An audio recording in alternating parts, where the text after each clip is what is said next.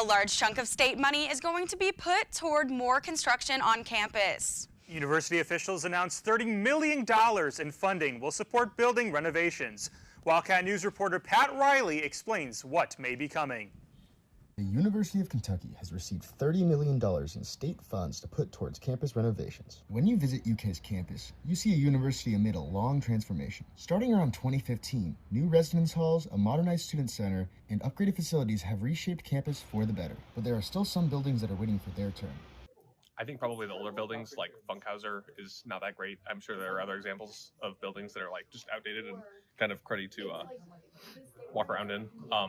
Like the Gatton Student Center is much better, so I'd like to see buildings that are not like the Gatton Student Center look more like the Gatton Student Center. Projects like renovating Funkhauser Hall are now in place since legislators have sent $30 million as reparations for the 2 to 3% budget cuts UK will be facing over the next few years. This means UK's overall funding remains somewhat stable entering the budget cuts.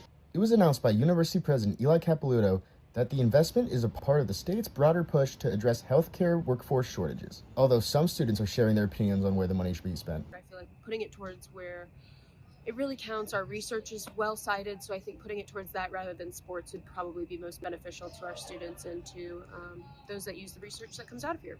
The legislation also opens the door for UK to establish a civic center on campus in sites for further expansion. UK has made real progress over the last decade, but with a campus that is split between what is new and what is neglected, the question is raised, what comes first? With Wildcat News, I'm Patrick Riley.